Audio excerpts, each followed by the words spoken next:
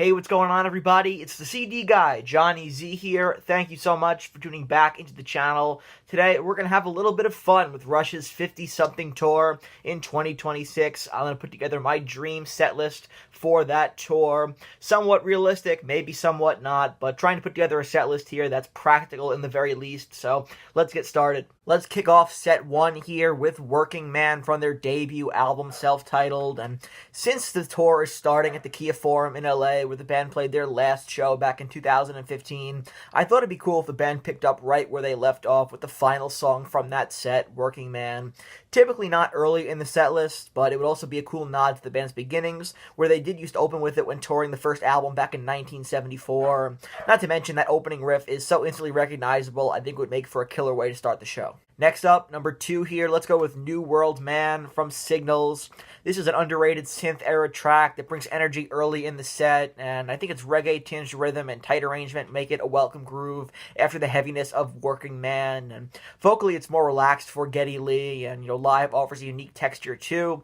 It's lighter, but still pretty rhythmic, and it also showcases the band's musical flexibility and evolution across decades, which is part of what I want to accomplish in this set too, trying to encapsulate all 50 years. Song number 3, gonna go with Circumstances from the Hemispheres record.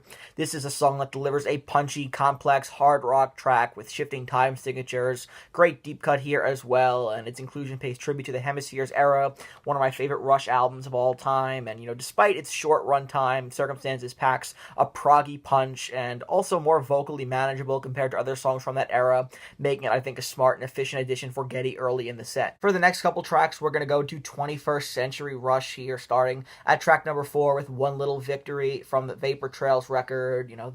This track was a great opener on that album, and its aggressive riffing and relentless pace really reestablished Rush's vitality post-hiatus, and so I think it's also still thematically resonant, right? If you remember, this was Neil's big return behind the kit after going through a number of personal losses, and that opening drum intro was a big triumphant comeback, that he was back, and Rush were back too, and now it can be looked at as a cool tribute, and the instrumental sections give Geddy a brief break while Alex and Anika get to unleash too. Track 5, how about Workin' Them Angels, my favorite track from Snakes and Arrows, and it's, introspective and poetic, giving the set a more narrative, grounded feel, I would say, and the folk-inspired arrangement and mid-tempo pacing make it an ideal transition song, keeping the energy flowing without straining Geddy's vocals. Gonna go back now to the Hemispheres album for track number 6, we have The Trees, possibly my favorite Rush song of all time. This track blends, melody, dynamics, and storytelling. It's some of Neil's best lyrics, right? It's a concise prog classic accompanied by the beautiful acoustic intro, and it gives Alex room to shine with, delicate and intense guitar work, and its dramatic build makes it an emotional and musical highlight of the first set for sure. Next up, we have Natural Science here from the Permanent Waves record, a proggy epic that delivers on every front, from its instrumental complexity to, the dynamic shifts, the really cool lyrics on here, with long instrumental passages and only a few vocal segments. It's perfect for, pacing Geddy's voice, and it's a great showcase for Rush's chemistry, no pun intended, with every section offering something different, from intricate guitar delay effects to Geddy's wild bass lines. We're going to close out set 1 here with YYZ from Moving Pictures, a no-brainer instrumental. This is a technical masterpiece and a celebration of musicianship that every fan can get behind, and, it's going to be there anyway. Obviously, there are some songs that are just, absolute locks for the set, right? But this song also provides Geddy, a total vocal rest and gives Alex and Anika the spotlight too. And if you haven't noticed so far, I'm pacing Geddy's vocals. I know some people were critical of his voice back in 2015. They're, wondering, how's he going to sound now doing these shows, going out back on tour. So, I think it's only practical in creating this set list that I go about it in a way that kind of paces his voice throughout. Starting set 2 here with The Spirit of Radio. It's like hitting refresh, instantly high energy, it's familiar, it's upbeat, and it really shows off Rush's ability to write tight, anthemic rock without sacrificing intellect, and its genre-hopping style also captures Rush's range. I think it's a perfect re-energizer after the intermission. Track 10, Grace Under Pressure's Red Sector A. This track, brings an emotional gut punch built on haunting synth patterns and lyrics here, and adds depth and seriousness to the set. We're gonna, get a little bit more serious here for the next couple of tracks, and musically, it's tightly arranged and vocally more conversational, helping with the pacing while also delivering a bit of a theatrical punch. For track number 11, I want this to be like a centerpiece of the set here. And I'm gonna go with The Garden from Clockwork Angels, an absolutely stunning late-era Rush masterpiece here.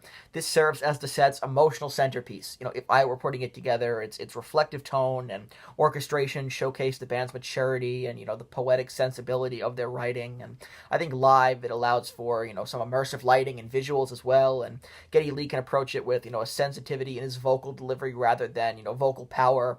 But, a beautiful pause that centers around the show, around legacy, right? And this was the final song from their last album. Some of my favorite Neil lyrics of all time, so I can't help but think about what a cool tribute it would be. Track 12, gonna go with The Main Monkey Business from Snakes and Arrows here. An all-instrumental gem that's modern, it's groovy, and a perfect break for Geddy's vocals. It's packed with clever time signatures and layered rhythms, right? Vibrant guitar work from Alex Lifeson. It allows each member to shine.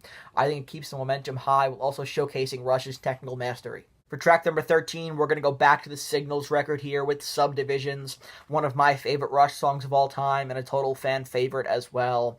This is the perfect fit for the second set, offering a powerful blend of lyrical depth and synth-driven atmosphere, and I think, it does a really interesting job of providing a smooth transition from the instrumental energy of The Main Monkey Business to the rest of the set. I also think that some of the lyrical themes on Subdivisions complement the darker tone of this next track, number 14, Between the Wheels from Grace Under Pressure, one of Rush's darkest, most atmospheric deep cuts. It's cinematic, it's synth-heavy, and lyrically heavy as well, right? It adds some serious tonal contrast, and it builds tension before the final run of epics, and the vocals are slower and more deliberate on this track, easing pressure on Geddy while also enhancing the drama. Number 15 here, we have La Villa Strangiato from Hemispheres. In case you can't tell, I love this album here, and this is probably Rush's most beloved instrumental. It's a prog playground, if you will, with the shifting movements and, its surreal complexity. It's a must-have for any set that wants to flex musicianship, right? And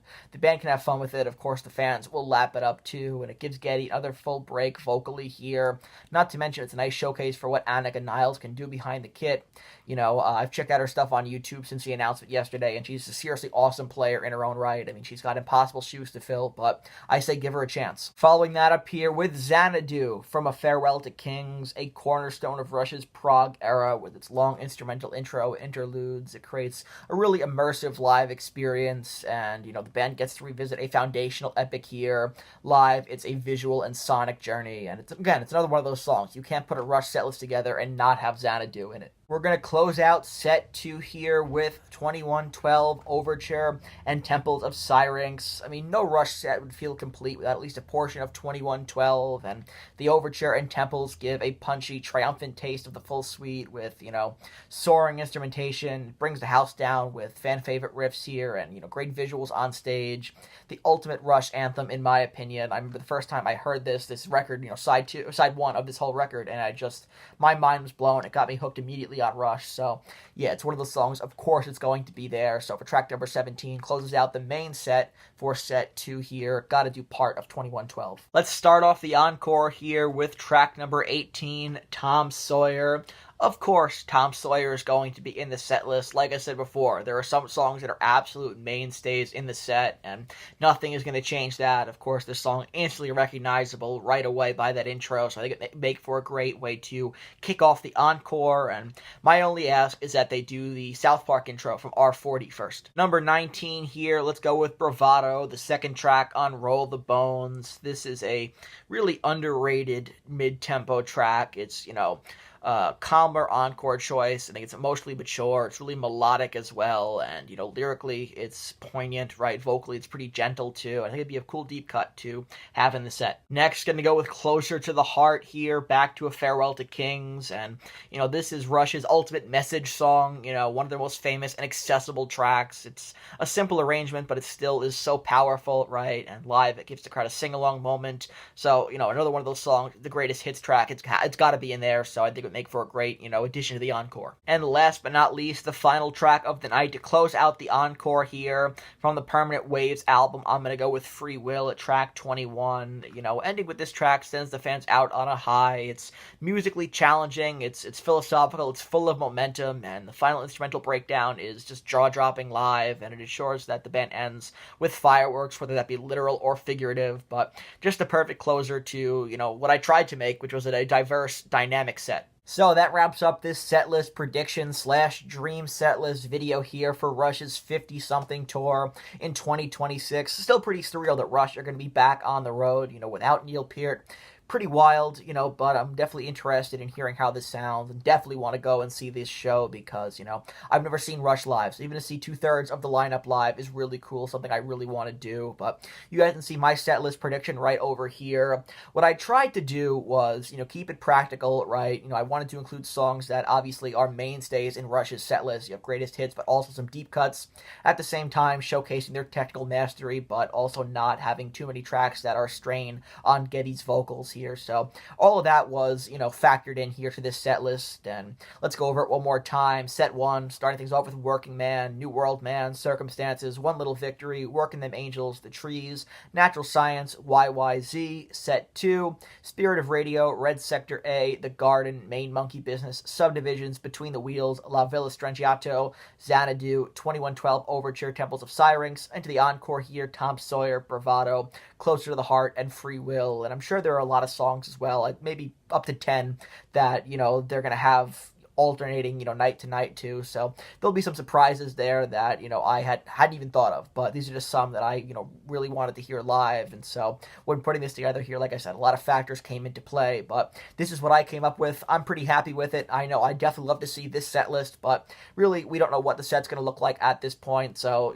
my guess is as good as anybody else's. But yeah, wanted to put together a fun little video here sharing my set list predictions, whether they be totally practical or not for, the 50-something tour. And I definitely want to hear from you guys. What are your thoughts on my picks, and what songs do you want to hear Rush do live on this tour? Please let me know all that good stuff down in the comments. If you enjoyed this video, please give it a thumbs up, subscribe to the channel down below, and turn on the bell for notifications so you don't miss a new upload. We'll be covering all things Rush and the 50-something tour on the channel as we go into 2026, so you don't want to miss that. And until next time, it's the CD guy, Johnny Z, signing off. Take care, everybody.